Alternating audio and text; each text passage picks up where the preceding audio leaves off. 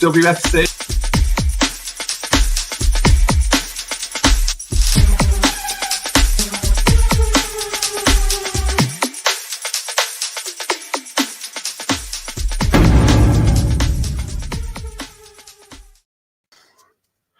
Good evening and welcome to All for United WFC. The Ben and Matt Saturday Night Live show is back once again. Thank you for joining us, and thank you for, I've got to say, for Lanzel for already putting 3 questions in there already in the comments. We'll come to them shortly, pal. But first, I'll come to Matt. How you doing, Matt? Yeah, good, mate. Stayed inside today, bit windy. I did stay dinner when you spoke this morning, and you said, "Oh yeah, what are you going to do today, pal?" I'm like, "Mate, hibernating." There's obviously going to be a game tomorrow, so I got up this morning. I looked outside. I thought, "That ain't for me." I didn't have an out planned anyway. Do you know what I mean? But it just weren't for me. Football this morning was off anyway, so I thought, "Nah, I'll have a lie-in and sort of stay in." So yeah, I'm good, pal. How are you? I'm good, mate. I'm good. Same as you, really. Hibernating, mate. You know, watch a bit of football on the telly. Watch a bit of Rangers and Ahmed scoring on his debut for Rangers. Not too bad on loan for Man United. So won me 80 quid on the old betting slip. So not too bad. Not too bad. I just watched the Sheffield United game as well in the Championship there. So yeah, not too bad. Not too bad. And good evening, John. Good evening, Rob. In the comments there. Trusty, I don't think I've ever seen you before, mate. If I have, I do apologise. Evening, Red, evening, Paul. Yeah, Lanzel, he's absolutely smashing it in the comments so far. I love that guy. I'll start with this one though, anyway, because he does say I'll leave the Bridgewater one till a bit later because we will go on to the Bridgewater. But I will start on with with your thoughts, Matt, on the window, and maybe. Generally overall for the women's game, what have you made of the window? As it really sort of mix and stir things up in the WSL a little bit, and most importantly of all, of course, is what have you made of the final day drama that we saw with 3 new signings coming in? Yeah, I think to start off, I don't think the window's been what it was billed to be, and not that it was billed as anything special, but there's a lot of people I've been talking to and deals that should have been happening that didn't happen due to, well, various reasons. But like I said, there's lots of things where people, you know, sort of conversations are having said, oh yeah, this is done, that's done, this just needs signing off, that's been agreed, and then for whatever reason it's not been completed or it's not happened. So I think that's been quite interesting because I've never known that before. You know, usually when people, obviously we had Emma Sanders on the start of the window and she chucked things out there, and there was, you know, even things that she said from what she heard, you know, and again, that's speaking to different people, to sort of myself and others, that, you know, she'd heard things, and like I say, some of them didn't come off, and it's just been a strange one, really, you know. But January is a difficult time, isn't it? I think, you know, a lot of people are reluctant to let the players go. Obviously, the ones you have seen move are probably ones that are desperate for game time. Obviously, you know, quite a lot have come from abroad this window. There's not been too much in the WSL in terms of club to club, which I get. So yeah, I think that was interesting. Yeah, for sort of a general oversight, I think, you know, you look at it really, and the clubs that you expected to maybe not sign. I mean, I was surprised that Arsenal have sort of got in as many as they did, to be fair. But they have, fair play, you know. But yeah, it's just interesting. I thought teams towards the bottom would have been more active. You know, like I said, again, chatting to people at Leicester, and they were expected there was another 2 or 3 they'd lined up. And a couple more to go out, and you know, that didn't happen either. Birmingham obviously didn't do anything at all, but obviously got sort of money issues. Villa made a couple of additions as well. I thought West Ham would have been a little bit more busy than they were, but again, no. So interesting for me, but I think the main thing is that we got something done, and I was actually quite surprised because I think everyone was like, you know, fully expecting Stina. That didn't happen. And then I think as the weeks dragged on and the more Mark spoke about it, I said to Nat, I said, you know, I'd be quite surprised if anything happens now. You know, I think the Daily deal was pulled, so I believe, alone for whatever reason, I don't know. And then all of a sudden, deadline day, we sort of heard whispers around sort of late morning, mid-afternoon about, you know, Jade Moore. Then they announced Diane first, and that threw us all a little bit. And then obviously Jade Moore was announced, and then the one for me was Senior Brunner the forwards. So topped off a good window, and I know we're going to get into it fully, but I was just, like I say, more surprised at the ones that didn't happen, because you kind of sit there and you think, well, if everything's been agreed between clubs, what's sort of stopping it? But then I suppose players, agents, there's, what January window's like. It's not as complex as the men's, but in the women's, there's a lot more to think about. And I was reading tweets before from a few people, and they were sort of saying, could players have maybe stayed at clubs because of relocating? And I fully get that. I think what people don't understand in the women's game is that, unlike the men's, obviously, as well as not being the money, it's difficult to relocate and up your whole family. And therefore, it's usually the player that goes and probably lives out of a hotel or rents. Whereas in the men's, the majority, if they don't own houses, they rent, and they've got millions of pounds to be able to own more than one house. Obviously, in the women's, it's like if you're having to up your family from one end of the country to another, or from one country to another, it's very, very difficult. And it's, there's lots to think about. So I think in that respect, might be wrong with that, but that could be a potential why. And you're sort of looking at that in the middle of the season in January when games are still happening. It's difficult, isn't it? And concentrating on your football. Whereas I think summer, obviously, because there's a break, if business is done early, you sort of give them 2, 3, 4 weeks to obviously get everything moved and help settling in. And you sort of, like I say, it's a bit of a break. You'll do some training before pre-season. That'll be it. So yeah, interesting window for me, but it wasn't as bad as I thought it would be.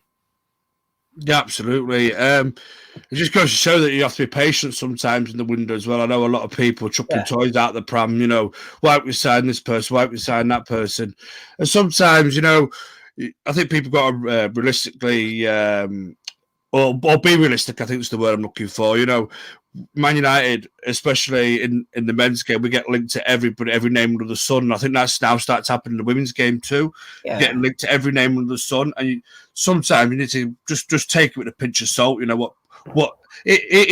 some of the great journalists sometimes get it wrong. Even the men's game, that you get journalists that are sometimes really, really close to Man United, and they are tier 1 journalists, and sometimes they get it wrong, or things don't quite happen, or they might have a preliminary discussion after that the players walked away and said, no, sorry, it's not for me, or something might have happened, or there may be no discussion at all, whereas it's just an absolute smokescreen, and agents are chucking United's name out there to get a higher fee for their players, so they go as they move to different clubs. That's happened before as well. It's just all about being patient and trusting the manager, as well.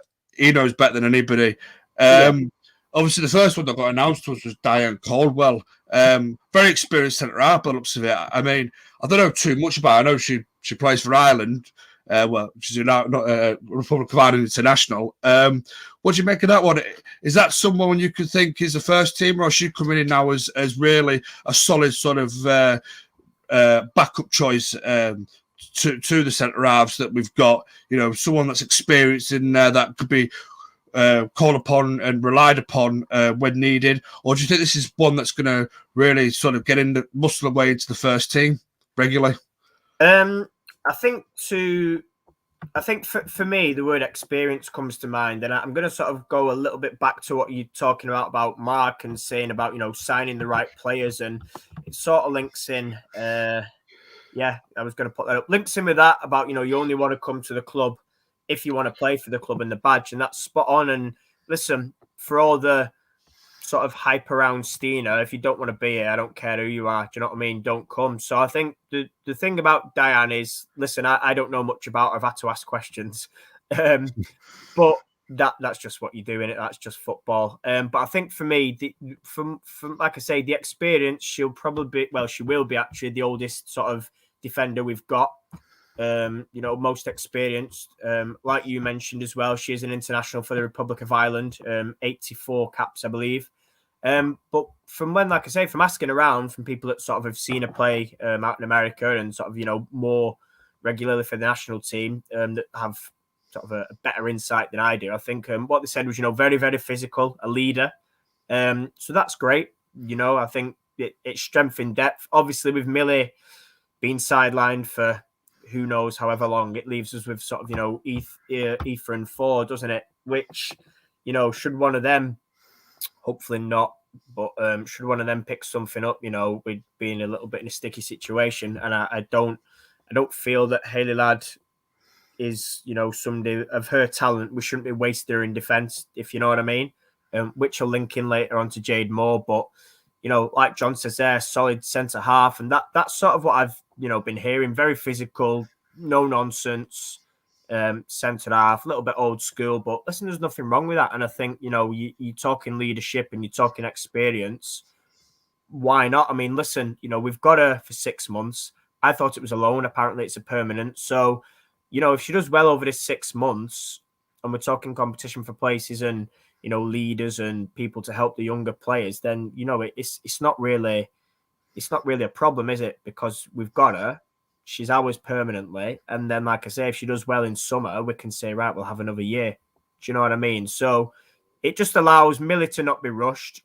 It allows the experience. It just gives that little bit of breathing space. If we need to rotate, because obviously we've got Cup semi-final, we've got League, we've got FA Cup as well, and, games come thick and fast. It just gives options, doesn't it, to rotate. So, yeah, there's not too much I can say on that. I think I was surprised it was sort of someone like her. I thought we might have tried to take somebody from somewhere else. But listen, an experienced centre-half on a free, can't really complain. Like I say, don't know too much, but from what I've heard, it sounds all right. So, and like I said before, she's a United fan, so straight away you want to impress fans, don't you, and up your game. It's not like if you supported, I don't know, another club, for argument's sake. So, but yeah, what did you think? Well, that's what I should say, just address here, but John Hume saying, like you said, I think I love her. I think John actually tweeted me, but I can't remember if I got back to you on that, John, when you tweeted me. So I do apologise if I've not got back to you, mate. I've had messages galore on WhatsApp and Twitter and everything, and sometimes I just lose my head. Sometimes I do apologise if I've not got back to you, John. So that's an apology live on air for you, mate. But no, I think I think we're being seriously diligent there, in a way that Matt's looked at Millie like, thinking, I might need another centre half in here, before, if we get one in before the window shuts. And that just, as you said, it takes pressure off Millie if we're getting rushed back and that, because if we do one of the other ones out of Thor and Mannion drop down, then, we could be in a bit of trouble. I'm not saying that you couldn't trust someone from the Devs or something, but then you put huge pressure on their shoulders. Yeah, I think this makes perfect sense for me, and leadership as well comes into this. Somebody that, as you said, it was capped 84 times for Ireland, Republic of Ireland. A very experienced player. I think she'll bring leadership. She'll bring that. She'll probably bring that sort of communication. I think that our backline sometimes maybe doesn't have all that great. In the past, I think she might boost that communication level now. I know that you're a big fan of Mannion. She does talk, she does communicate. I think Millie's probably the more out of the two, the more the talker. But yeah, sorry, go on. Yeah, I'm just reading there, John. I'm going to shoot edition. And I just want to get John Commode in here as well. He said, it's a smart transfer window for us. 3 additions are good ones. Gives us a bit of breathing space ahead of the women's winter trilogy coming up. Yeah. I think the way to look at it as well, is, like I said, there's a chance to extend it. But if you look, and I love, for anybody that knows or may not know, I love the German league, and she's played. She played. I think she played for a couple of clubs there. I think FC Köln, if I've said that right, was one. But I noticed as well, somebody was telling me, SC Sand was the one where she'd spent the most time. Again, don't know too much about those two clubs, but I'm a big fan of the German league and everything that brings and the sort of the style of it. So listen, if you can handle the rough and tumble of that, I'm sure, like I say, when people have been telling me she's a good physical centre half and will get stuck in, that's great for the WSL. And I believe as well, somebody did tell me she may be able to play in midfield. Not that we need midfielders, but somebody sort of said, centre half, maybe defensive mid, centre mid if need be. I don't know. Couldn't really sort of expand on that, but that was just the information I was given when asking. Got to do your research. Well, exactly. That's why you're here. To ask the questions, get somebody to do the research, and I'll ask the questions if I don't know. Exactly, mate. You know the right people to go and ask. I'm still trying to learn my way through this game, as I've said many times before in the women's game. I don't have a Scooby, that's why I ask you. But no, it just I just think I agree with Lansel here. Like, from Skinner's interview, it sounds like scouting is scouting, which can only be positive. Yeah, the scouting's been top notch. I think and credit to whoever's gone out there and scouted these 3 signings. Very very shrewd signings as well. Really, not panic buys. Not all right. It's been left to the last day of the window. Fair enough. I can maybe agree with that. When people whinge and whine, always the last day of the window, it's not panic buying. We're not going out there and bought for the sake of buying. We've got out there and shrewdly done our business there. That's it. It's not always as straightforward as people think. If you look at the Bruno signing, and again how rushed that was and delays and things like that, and we only just managed that. Luckily, the European sort of signings had until I think it was midnight, and the UK ones at 5 p.m. So we're lucky on that aspect, but. Like you say, it's not always as straightforward. Players become available. And like I said at the start of the show, things change very late. And yeah, it is what it is. But anyway. Absolutely, mate. Shall we move on to Jade Moore then? Which this one's got a lot of positive reactions from a lot of ex-pros and current pros on Twitter. I think this could be a very, very good signing for Manchester United. Once fit. I don't know. You'll know a lot more about Lioness player and such. Played over in the States. What was your initial reaction to that signing? I think surprised, to be honest, and I don't know. Out of all the players that could have come in, if you'd have told me Jade Moore, I'd have been like, oh, okay, like just unexpected. But she is, like you said, there's a lot of ex-pro, obviously well respected. She's been around. I first saw her at Birmingham when I first started watching women's football. She was at Birmingham City. Had a brief spell at County, and then obviously Reading, Orlando Pride, a little bit at Atletico Madrid, and then obviously come to us. Lioness as well. I think she's got around about 40, 50 caps, something like that. Does sort of a similar role to Hayley Ladd, sort of like defensive midfield job. And I think, again, experience, you look at our midfield and it's fairly young-ish, depending on what your class is young. But I would say there's nobody in sort of centre mid. I mean, Stanny's getting there, but nobody over sort of 30, And I think Jade coming in, it's all right. It's competition for Hayley. For me, she's not as good as Hayley.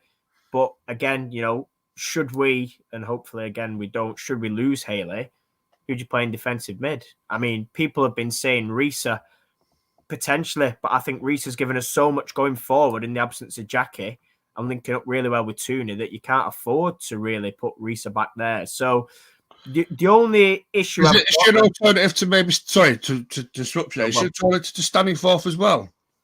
I mean, she can be. Listen, she has played centre mid as well as defensive mid. So, but then Stanley's been playing wide. So obviously she's not a wide player, but she can, she can be centre mid depending on what we're playing. She can be defensive mid. Again, another player that in a tackle, like I say, when I've seen her play, she's been quite physical and really like a pest, I want to say.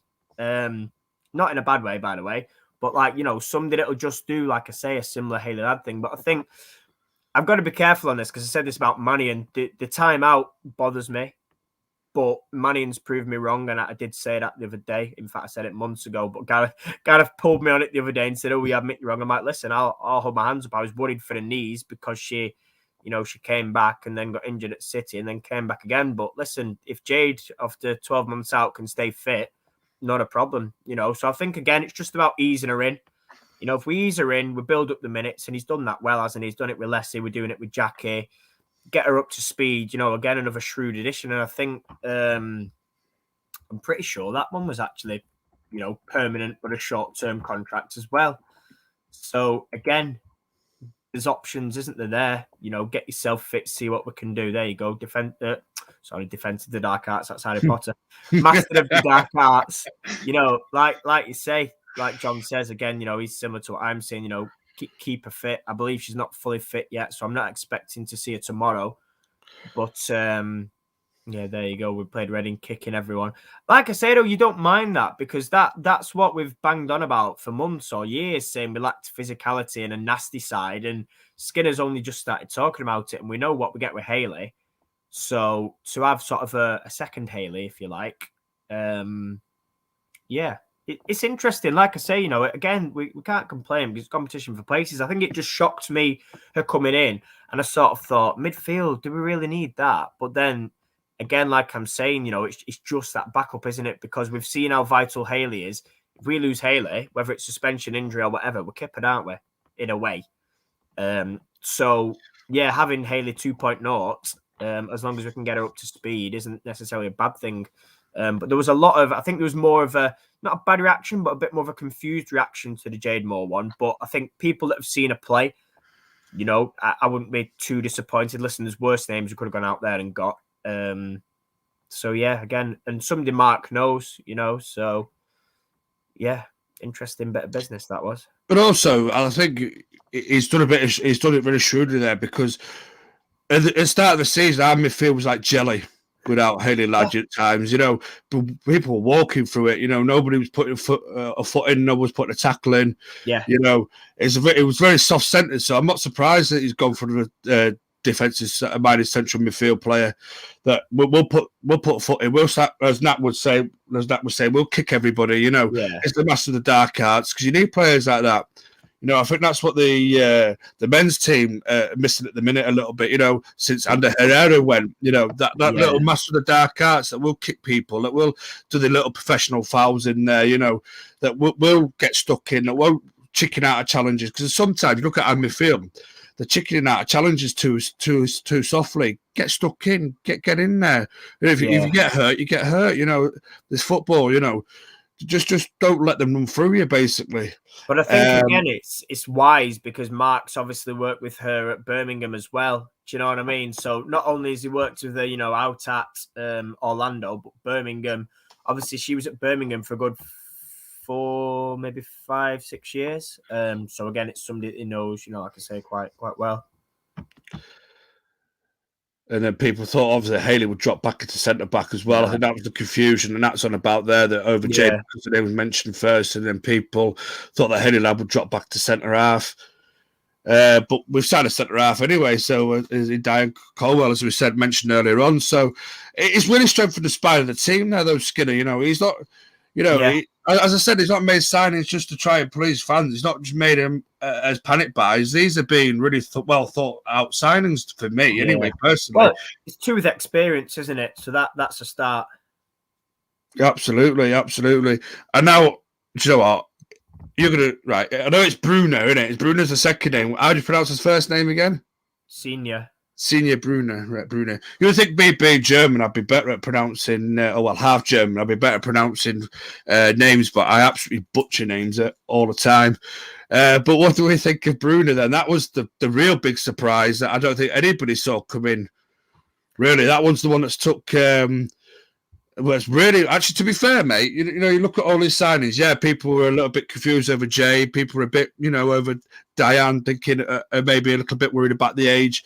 But as soon as Bruno was announced, everyone was like, "Whoa, where did that one come from?" Basically, you know. Yeah, do you know what? That's the one I was absolutely like buzzing over. It was interesting because the name obviously sounded familiar, and I was looking back, and I'd actually seen her. I hate admitting this, but I saw her Fortuna, which was her first club, played Man City, and I was having a look back, and she was, you know, involved there, only quite young back then. But again, somebody that knows where the net is. Obviously only 23. I think when I saw her, she'd have been about 19, 20 involved in that squad. But yeah, knows where the net is. Obviously played at Lyon. Hasn't had tons of game time at Lyon, but an experienced player, you know, Danish player of the year. Very, very good. I think her movement is fantastic. And I think she's pretty decent in the air as well.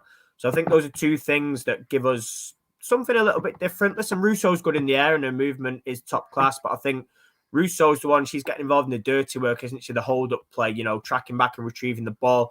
And I think with Senior's movement, I think those two together are going to cause a lot of damage. And, you know, we've been crying out for a striker of class. And listen, we've managed to get one. I just hope now if we can get Champions League, I'd be asking her to sign permanently.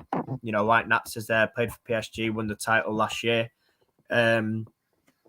Yeah, did well at PSG as well. So I think again, very, very smart sign. I think I read, she scored, I think, about 8 or 9 maybe last year in all comps, which isn't too bad. But this is what we need. We need somebody now that knows where the net is, can link up well, and see what we get. The only thing is with that, though, I think we're still faffing over a work permit, but we'll get there.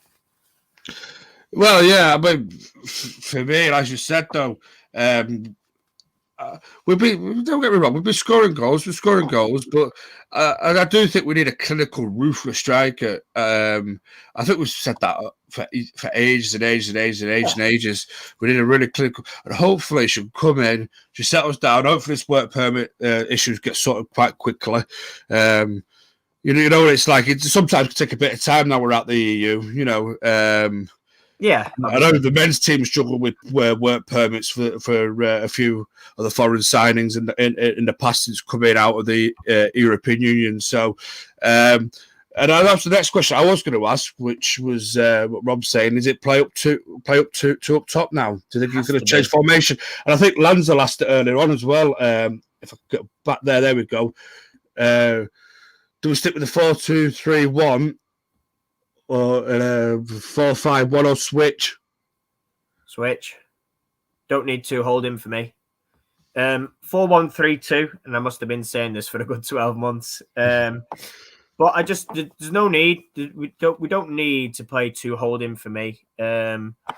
We've sort of edged away from that a little bit now with sort of the 4-5-1 that we're doing. I've no arguments now with the 4-5-1 because I've seen it work, but I think switch between that and a 4-1-3-2. Because, like I say, Bruno's too good for me when she's up to speed for the bench. Leslie the same. So there's your 2 forwards. Let the sort of the 3 behind pick itself. Let whoever's there. I mean, Risa, Jackie Toon is the 3 for me. Hayley Holding. And then your back 4, and obviously your fullbacks provide the width because your midfield's a little bit narrow with a 3, but there's no harm in that. We do that anyway. The fullbacks get high and get up and down, so it doesn't matter. So I think for me, we're wanting to score goals. We're obviously 5 points clear of City.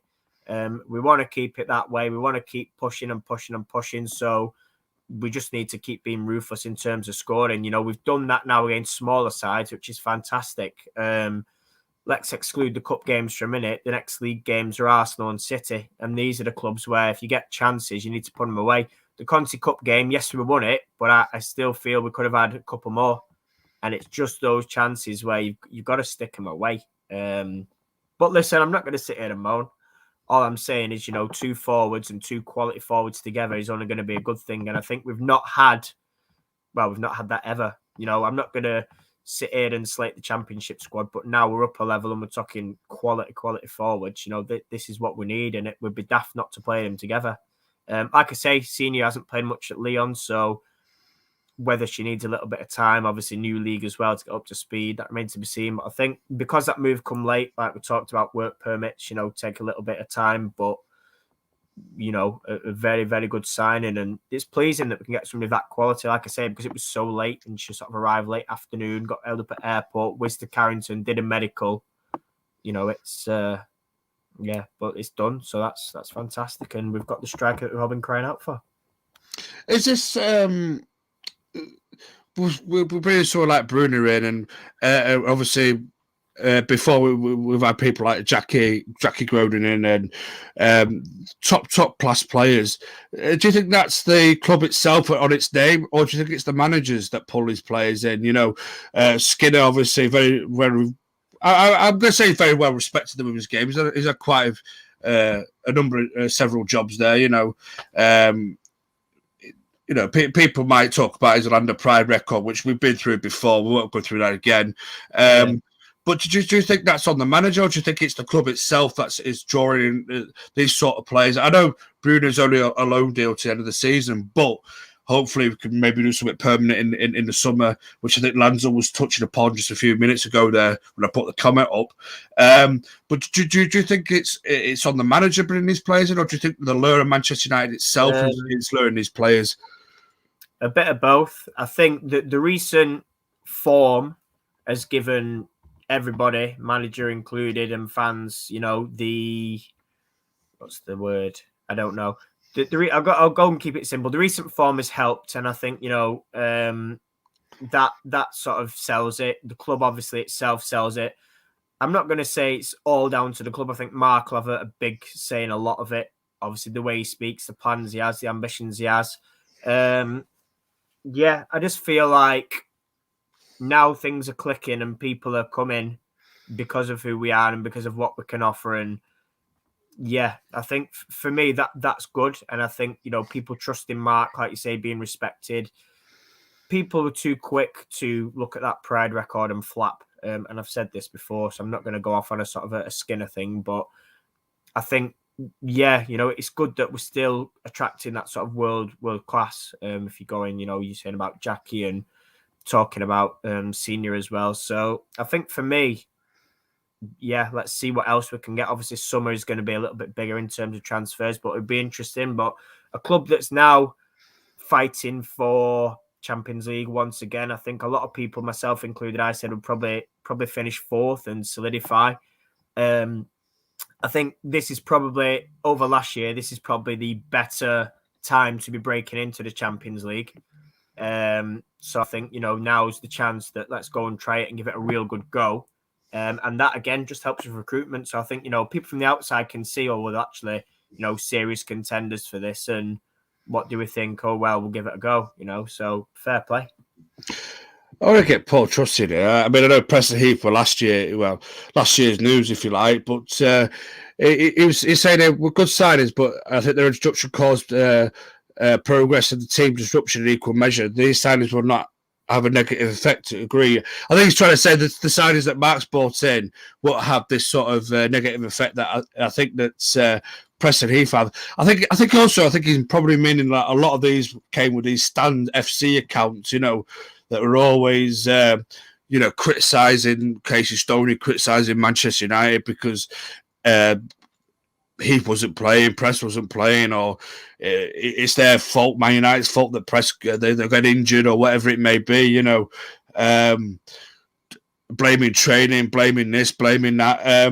Do you think that is that Paul's maybe come up with a good point there, or do you think that we maybe looking a bit too much on blaming Preston Heath there? Is it a bit unfair? It depends what you sort of deem as negative effect, because you speak to players or you listen to players and they sort of, what's the word? We'll use the word hype. They hype what they brought and said they learned a lot from them.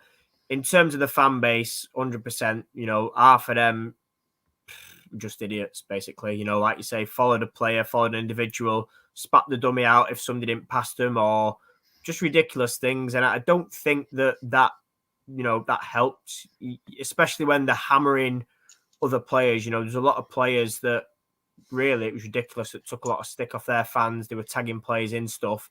That is negative, and I agree in that respect. In terms of what they brought, I can't really talk too much on Press because she didn't play much, but certainly Heath, what she brought to the squad when she did play was quality, and it was really good, and it was a joy to watch. It's just unfortunate that the pair of them didn't play very much, but I'm sure, like I say, off the pitch and in training, the advice that players got, Tooney's talked about it, Hansen's talked about it, Katie Zellam's come out and talked about it, so there's plenty of people there that have sort of, praised it, and obviously it puts you out there globally, doesn't it? But I think, it like I say, it's hard. I'm not going to say it was negative just based on a roundabout picture, if you know what I mean, because there were some good bits to it, but I think their fan base and the whole fanfare and hoo-ha was just ridiculous, just because, like I say, they were hammering other people. It became the Preston Heath show at times because they didn't give a stuff about anybody else. They criticised the coach,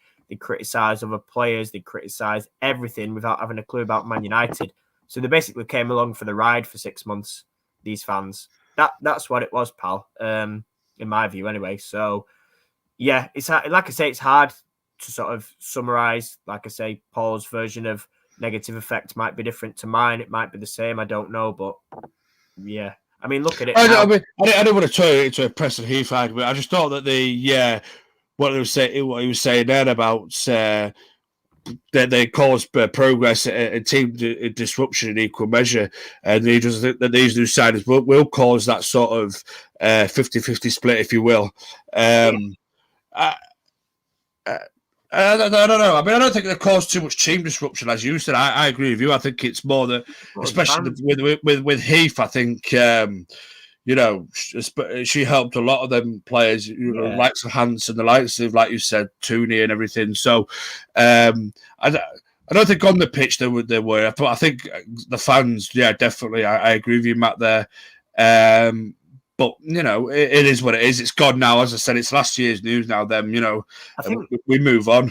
Yeah, I think, to be fair, you've seen it at Arsenal, because I don't engage too much in many Arsenal fans, because there's a couple of melts that can't handle banter. But from what I do see, there is still a lot of arguments between their fans and Preston Heath fans and these little fan accounts and whatever you want to call them. So I do still believe that it's, you know, like I say, from what I've seen, I do still believe it looks like it's going on.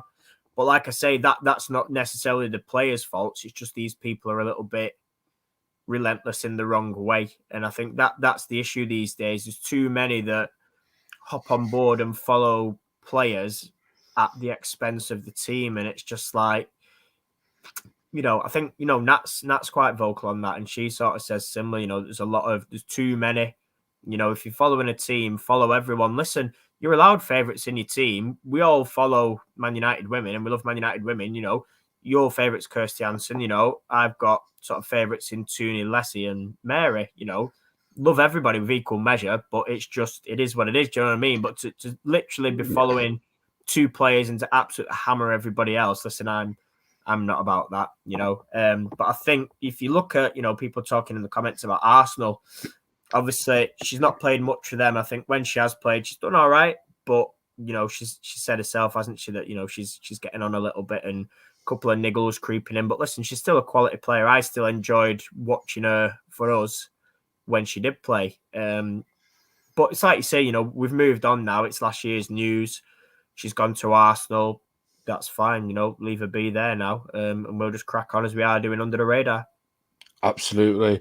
I'm going to get your rating out of 10 in a minute of how of these signings and how you thought that Skinner's done. But what I want to actually ask you, just on Mark Skinner, I've noticed that he's also been recruiting a lot of, well, I won't say backroom staff, but a lot of coaches now. A lot more than Casey Stoney had, by the way. But Casey was struggling with Glenn Harris for God knows how long.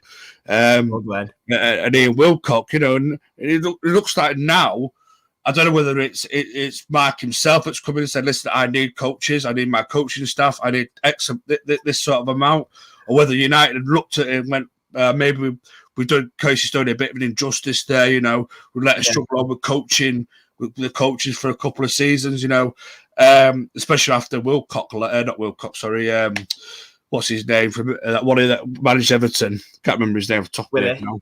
Yeah, Willie Kirk. Thank you. Especially when Willie Kirk left, you know, didn't really rush to find a replacement for him, and maybe Casey was left on to do a lot of things on her own. Do you think that's down to Mark there, going in there, going, listen, I want X, Y, and Z as a coach, you know, to come in? Because you look at the coaching staff now, especially on social media, when you're at the games at LSV or away from home, you see it's a vast load of coaching staff there now, you know. Do you think that's down to Skinner himself, or do you think the club have, like, think, you know, oh, maybe we need to approach this a bit differently than what we have done? No, I think I'm going to put that down to Mark. I think, you know, he brought Carl Green in, and interestingly enough, and I've not noticed this until, what was the last game?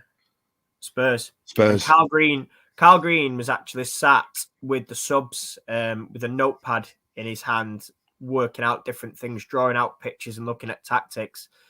And I thought, wow, okay, this is something that I've never seen. I mean, he might do that on the bench, but I've never seen him in the stands analysing from a higher up point of view, looking down. You know, obviously you see him on the bench and that. And I thought, okay, so we've got that. We've got Martin doing a lot of the coaching and being on the sidelines more than Mark, which hence the turn in form. And I think that has been massively important. And I think obviously Mark worked with Carl at Orlando. Mark wanted Carl to come over. That's great. And I think between the three of them, it's working wonders. And like I say, listen, I've always rated Martin, and I've said this even before he came. I remember a conversation with Dave Pritt and Natalie, and they went to a Devs game, and I said, "Oh, I said that's Martin Ho," and they weren't sure. He'd just come in basically, and I said, "Yeah." I said, "What's he doing with the Devs? You know, this guy is quality. Like this guy needs to be in the first team. Forget the Devs, you know." And anyway, he's made the step up now, but I think that, you know, under Casey, we didn't necessarily have people with tactical nous, and even herself. Obviously, she's new to coaching, fair enough, but I just think at times you questioned her sort of her tactics, the way she played, the way we set up. Nothing seemed to change, and I think now under Mark, tactically we're looking better. There's great analysis, looking to nullify threats of the opposition. You know, there's different bits being worked on and coming off with effect after, you know, a bit of practice. It gets through there eventually.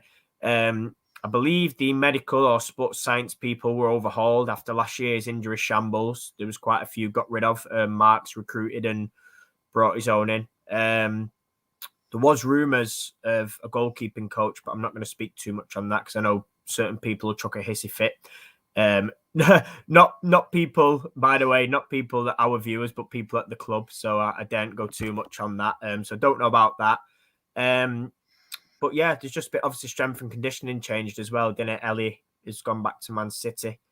So, you know, there's no harm in changing your staff. I think Mark knows what he wants and he knows who he wants to work with, and that's brilliant. That's what we need.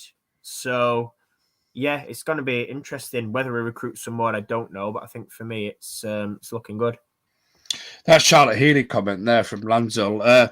I know that Natalie absolutely adores and loves Charlotte Healy. So I think it's good to have her in and around the first team as well, because obviously the Devs don't play at the same time as the first team. So I think it's good experience as well for Charlotte Healy to be in and around that sort of environment of the first team, learning as well from the coaches that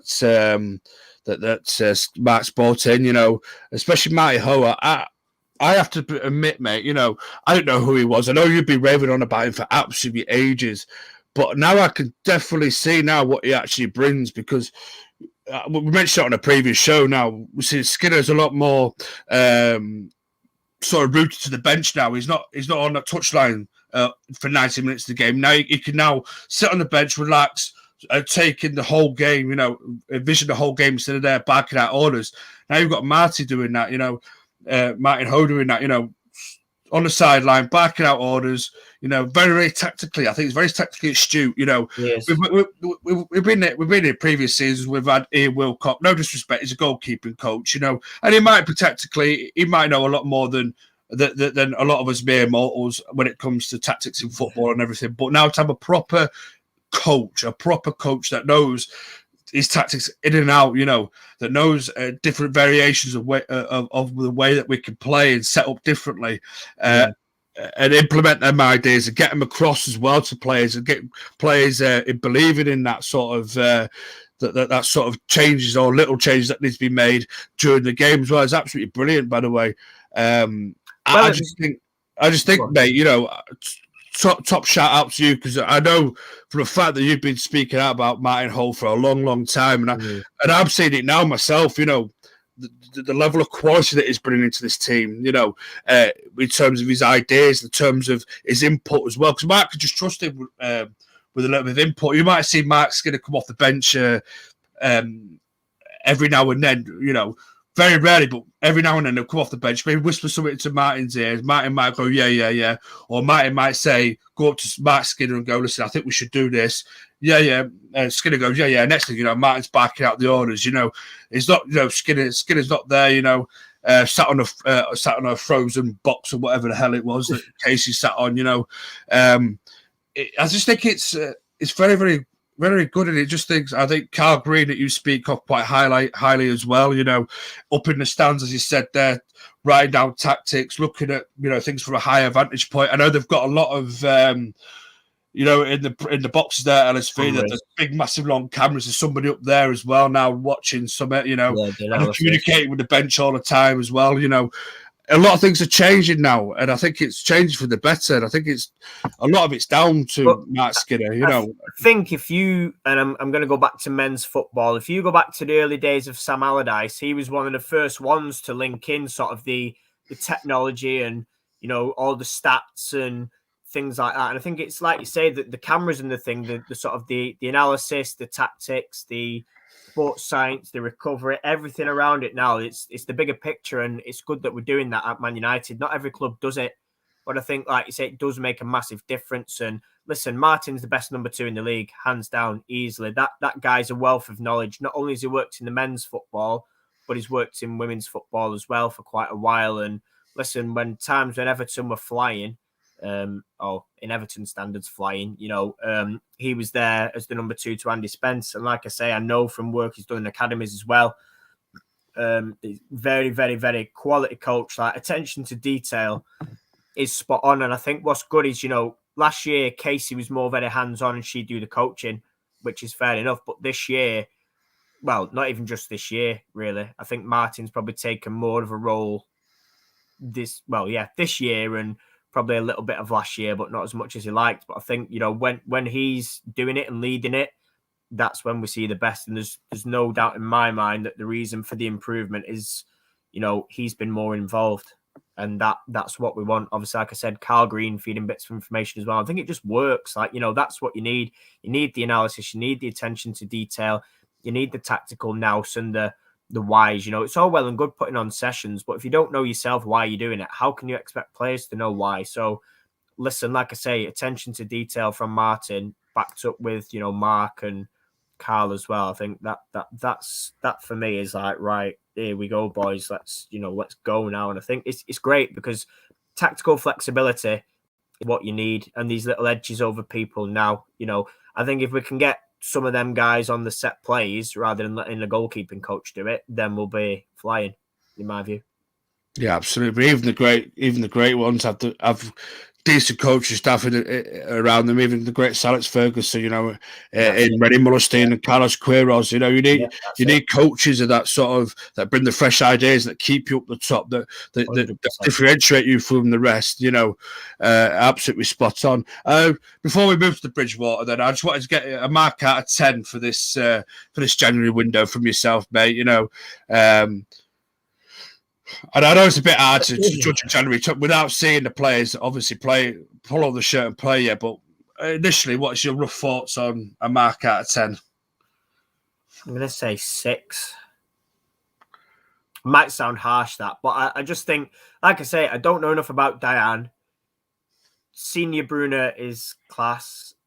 Jade Moore's, decent, the level. But I think for me, it's difficult in a Jan window because you can't always get what you want. But I do think that, there was, mind you, the board's let him down badly. I do think the board and the owners have let him down, which has sort of, left us with scrambling and things being done late. But I think, I'm going to go 6. I'm not going to sit in and absolutely fly and hype it, but I think for me anyway, like I say, people might call that harsh, but that's just, you've asked me, so I'll give it. Well, to be fair, mate, we haven't seen them play yet. Pull on a United jersey. No, it could weigh heavy on some players. We've been there before, mate.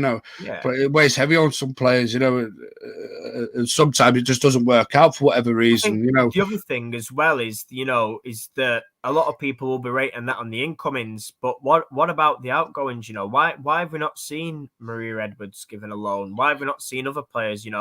We've given Tara a go at a club. That's great. But, like I say, the window for me is ins and outs. That's why I'm saying, what I am, just to back it up a little bit further. Not that I need to, but you know what I mean? These players that are more than ready for loans, that are too good for the devs, should have been given a chance, and they've now been kept in the devs, which... I will come on to that in a second, because I've got a thought of that theory myself, which Connor will know about. Anyway, we'll be talking a bit on mine and Connor's show on the men's channel on a Monday evening or Monday night, whatever to call it, when we speak to Tony about the reserve side, about the under-21s and that. But just to get to his first point about we're winning the treble, I don't know how much he's had today, but I love the enthusiasm, I love the positivity.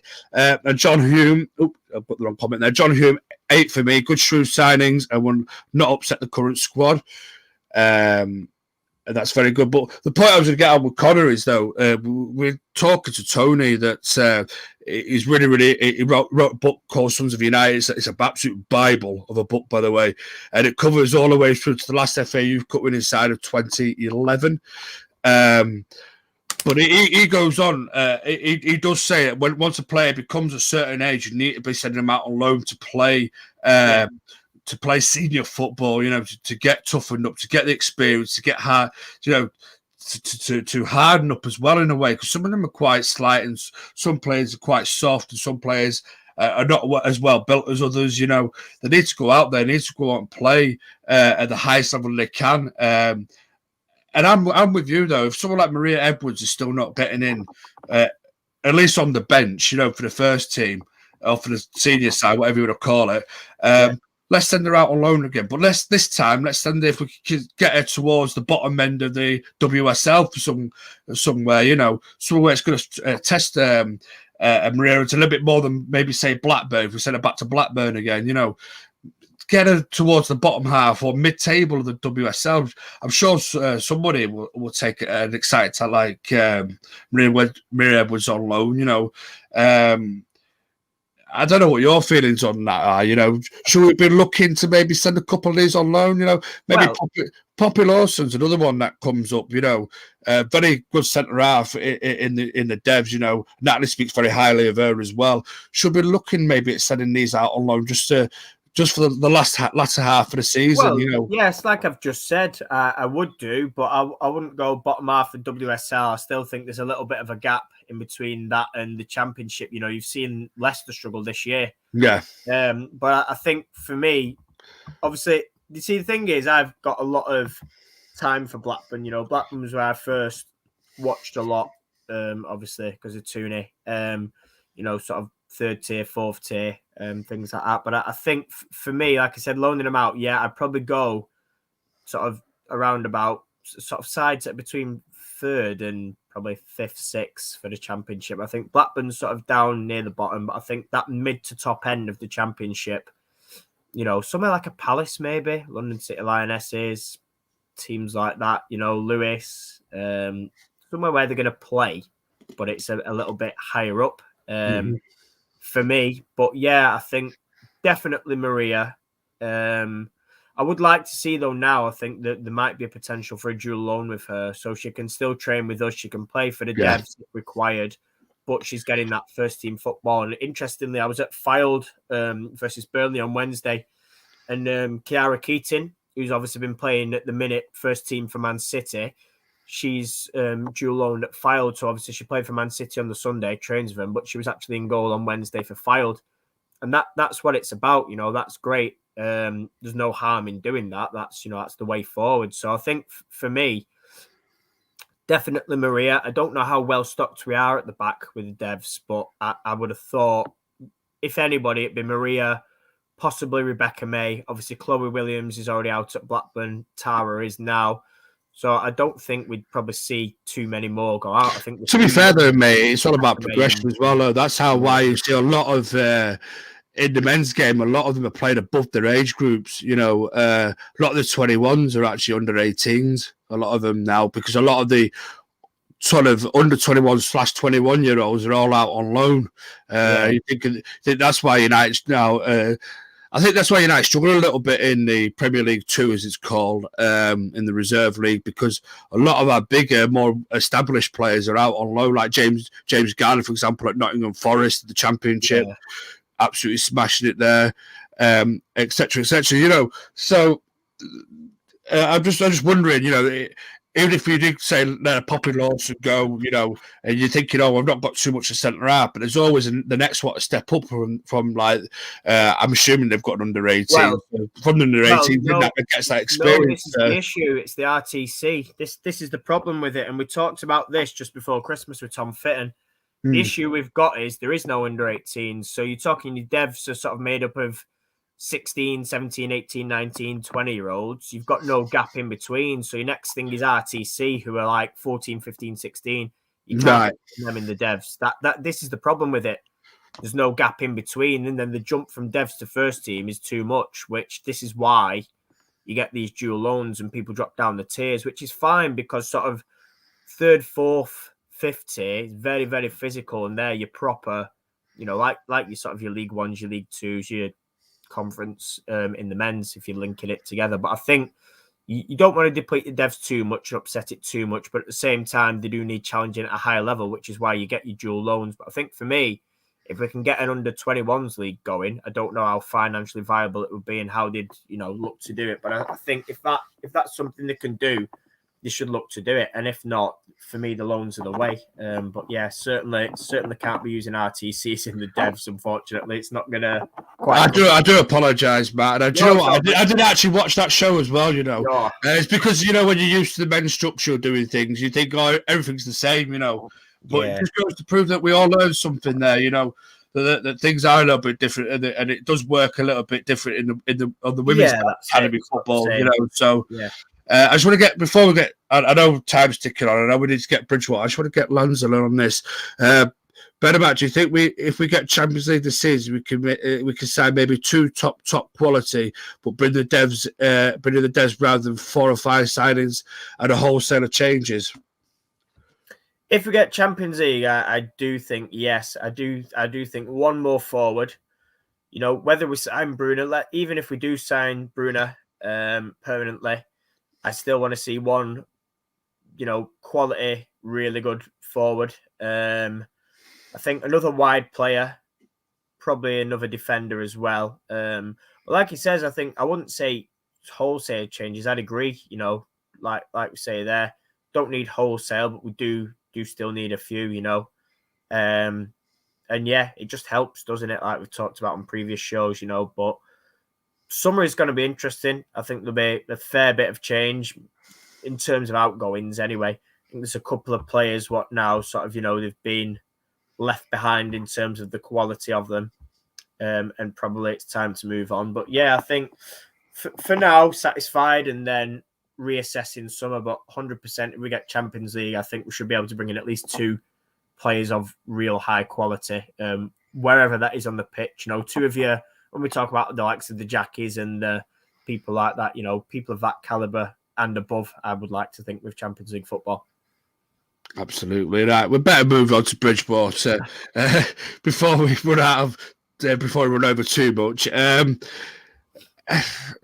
This is I'm going to admit something here. I don't know a whole lot about Bridgewater. I'm not so sure what your knowledge about Bridgewater is like. But this is all. But I will say this is going to feel of a classic FA Cup tied to it, though. Oh, absolutely. Have you seen the state of the pitch? Yeah, a proper pitch, by the way. Not this carpet stuff that they all used to playing on. Yeah. Obviously they're a few leagues below, aren't they? Obviously, sort of the Western Division or side of it. And yeah, obviously it's one of them, isn't it? Like you say, proper little bit of a dodgy pitch. Yeah, I mean, what can you say? This is why when people are like, we need to play the first team, we need to beat them and all this. Yeah, but I don't want to come away with injuries just from an FA Cup side, an FA Cup game, against a side with a dreadful pitch. For me, we've got to think of the bigger picture. But I think, listen, it should be interesting. It's finally sold out. They've just signed a winger on loan from Arsenal, Daisy Ackerman. I've seen her a few times actually, sort of in the Arsenal youth setup. She's a decent player, so she'll do all right from there. Try to think who else they've got that I've.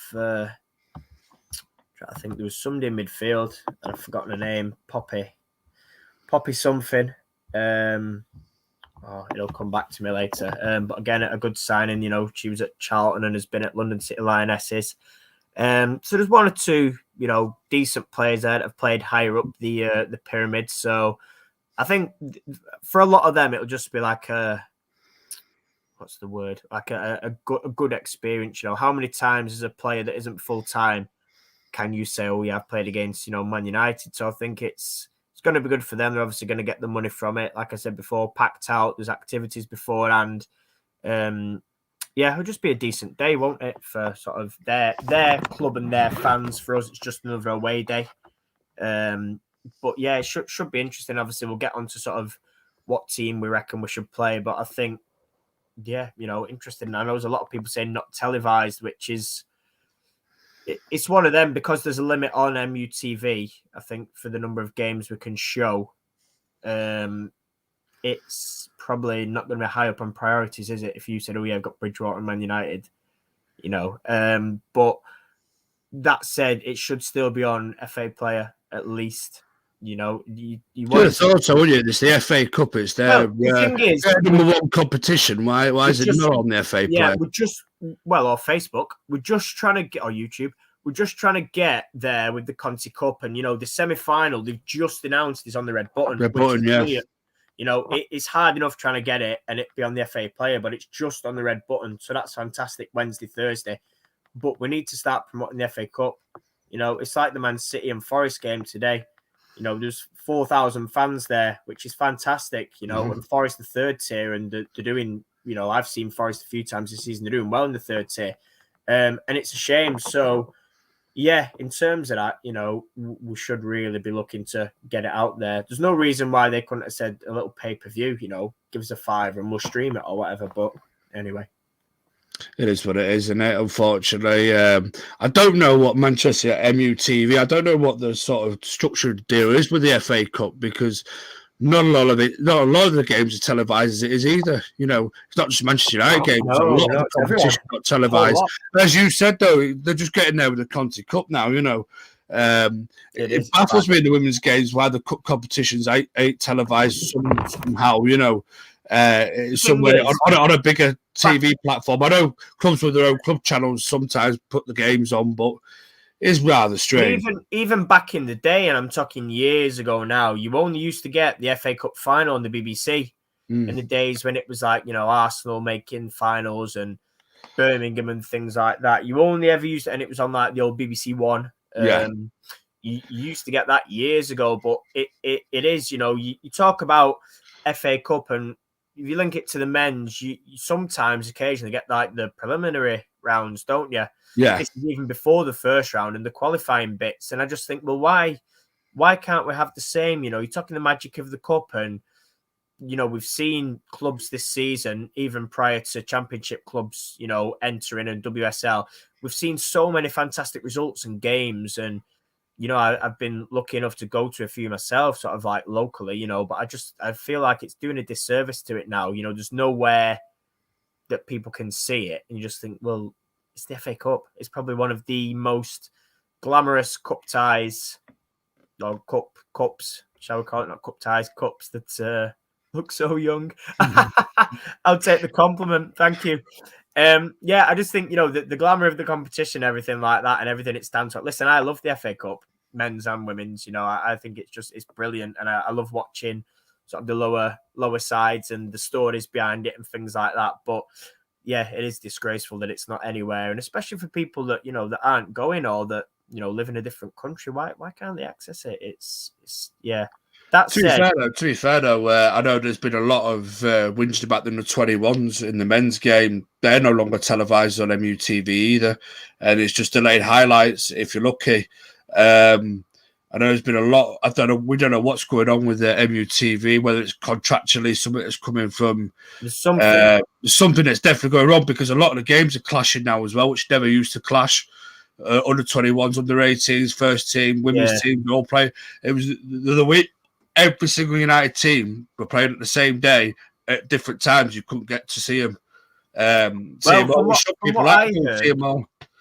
what I heard, somebody said to me there was a limit on 5 or 6 games to be shown on MUTV, which is ridiculous considering there's cups and leagues. So, like I say, I don't know whether that's true, but that was somebody that knew somebody that worked at MUTV.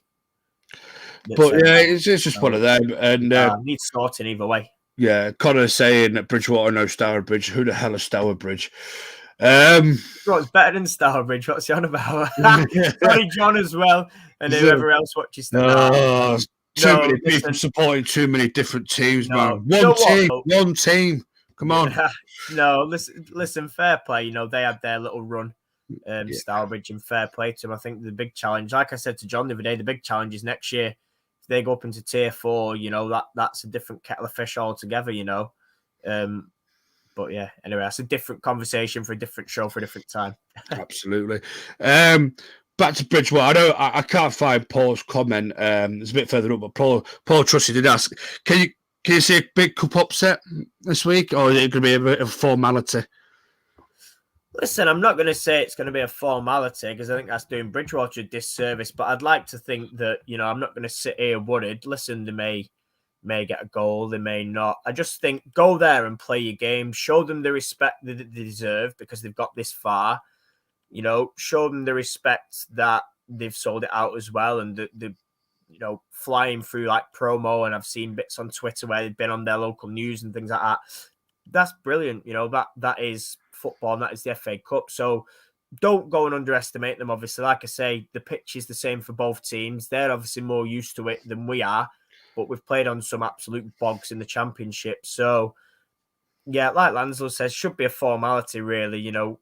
Looking on Instagram, we've took a few of the big guns down there on the bus, whether they play or whether they've just gone to watch, who knows. But I just think it should be. And in fact, I've remembered it's Poppy Wilson, who I was thinking of before. Like I said, she's played higher up, plays for them. But yeah, I just think it should be a good day. The result should be a formality, but listen, it's football. Things happen. But I'm not going to sit here and sort of think that we're going to be absolutely worried. I think the thing is we played Burnley last year in their third tier, and I think that finished 6-0 with a sort of a 50-50 side, a couple of first teamers, a couple of devs and fringe players, and obviously I think these are fourth tier. So yeah, I think read into that what you will, but like I say, just give them the respect that they deserve really for getting this far first and foremost, and then get a few goals, rotate players, and I forget. Absolutely. And on that, did you think this is a topic of debate that's been going around on social media? I know Nat's been a big advocate for it, playing the devs. Do you see many of them maybe getting a look in, or do you think it'll be a strongest sort of team with a lot of the fringe players? Because I read, I don't know if it's true, because I know that sometimes United's website can be a bit dodgy and wrong, but I read Martha Harris is back fit now as well. So a Martha Harris goal tomorrow will be absolutely fantastic. Thank you very much. But do you think it'll be a quite heavily rotated side with a lot of the fringe players coming in, or do you think he'll go strong and then maybe look to bring quite a few off? I'd like to think quite rotated. Your likes of Martha. Obviously Thoris Dottir will play. The other Martha Thomas, Fuso. We could potentially build up Jackie's minutes. Who, just like I say, the bog of the pitch, you need to be careful. Smith, Carrie Jones, Bagalay, and I think he said Stanley and Hansen weren't fully fit yet, didn't he? So, yeah. And then from that, I would be chucking in a few devs. Could Rebecca May travel? For me, why not? Poppy Lawson as well. Maria Edwards, certainly. Trying to think who else we've got dev-wise. I'd probably take at least 3 or 4. Carrie, Fuso and Maria /Khan up front, strong midfield. Jackie play for minutes. What Lanslow's going for?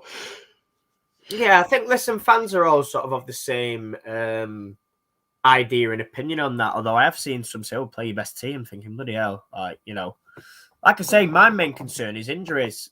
That's what you don't want in fixtures that are not really hugely important compared to what we've got coming up this week in Chelsea and Arsenal. They're the ones that sort of look at. I know Mark doesn't like jumping ahead, but as a fan, it's difficult, in it, like not write the game off, but not to look one step ahead and think, actually, we need everyone fully fit and rested for Wednesday because it's the chance to get to our first ever final. But yeah, I think, But that was the question I was going to ask as well, actually, because bearing in mind we have got a chance to get to a cup final. I can see him resting quite a few of the so-called bigger guns, and hopefully, because I've been thinking about it all week. I know Nat was. I don't think it'd be a team full of devs. I think Nat.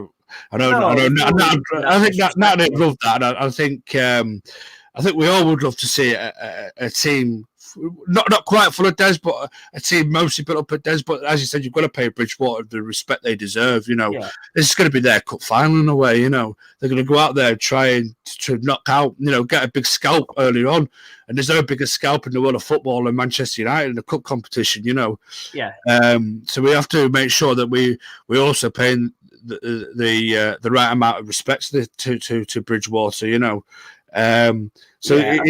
got a lot to think about there, Matt. Really, with the two big games coming up. You want to protect your likes of Mary, Mannion, Ella, Ladd, Russo, and probably Owner as well, as like your main few key players, and then everybody else, like you say, rotate and sort of in and out, and just see what we get. But I think if the bigger stars are coming in, I don't want to see any more than sort of 30, 35 minutes, really. They probably have most of them on the bench just in case, United, United have always done that. Maybe gone with sort of more of a fringe side with a couple of 21s chucked in there, and then your big hitters on the bench in case you need them.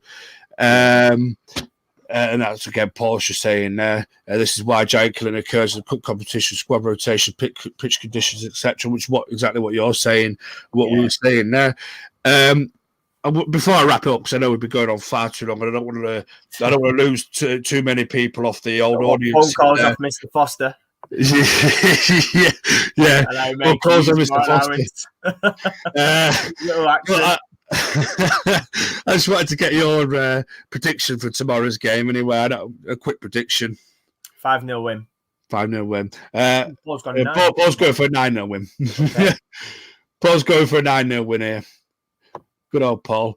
Lads wants to keep going. Keep going. Hey. It's John what gives us ag. Yeah, keep going in longer. We've done a 2-hour show yesterday anyway. Yeah, exactly. I had your 2-hour show yesterday. I don't want to bore people. Can't spoil it too much. The thing is, there's not a lot that we can really say about Bridgewater, and there's not a lot that I mean, I'm clueless about Bridgewater, to be fair. Matt's done his best. Monday, I believe John's got a Bridgewater fan coming on the match reaction, so that'll give you a better insight. There you go. John Fry's going for it, mate. Look at this. No, he's not. It's 10-0. According to John Hume. Yeah. I was about to say, John. I like the way he dropped it, John Fry here, and I reckon John Hume actually thinks, but yeah. 10-0 sounds about right for John Fry, to be fair. Surprised he's not gone 12. He goes 10 in the league games. I'm gonna go 5-0 with you, mate. I think it should be a formality, but also paying respects to Bridgewater. We don't want to go on there, disrespect them, and then go and knock us out of a cup competition. Anyway, before we wrap it up, pal, obviously, as we do before we always end the shows, what's coming up in the week and et cetera, with the pinned tweets and whatever's been missed this week, and if people miss shows and whatever, I know there's a lot to always discuss right at the end. Yeah, the missed shows, as you like to call it, the weekly catch up, weekly catch up. That's the one. Giving it its professional name, is out tomorrow morning, as per. Obviously, a bit of match content as well. 8 o'clock, teammates. Something new that we have been filming with FC United Women. The first episode of this drops tomorrow.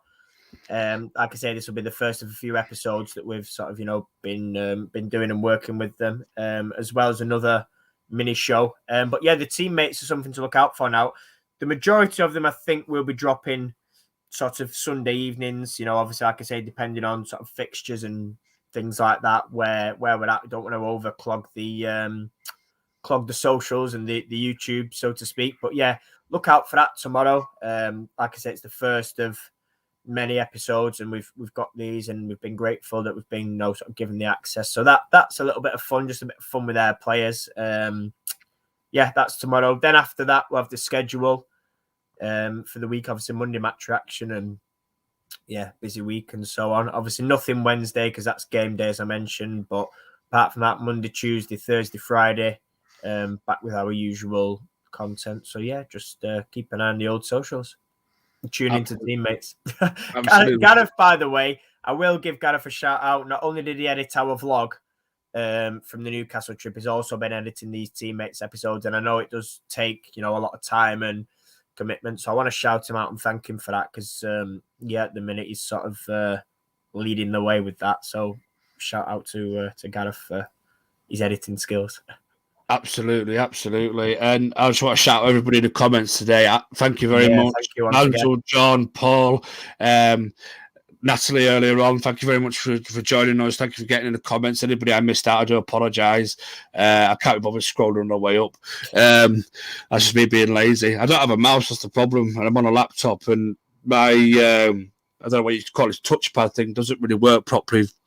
I need to get myself a wireless mouse, but needs must, obviously. Anyway, thank you for joining us in the comments below, on the side, whatever it is. Just thank you very much for tuning in, even if you didn't. Hold on, Lanzel's shouting out Gareth. Thank you, Gareth. Thanks, Gareth. And thank you for everybody that's tuned in. And I think we should see you in the next one. Cheers.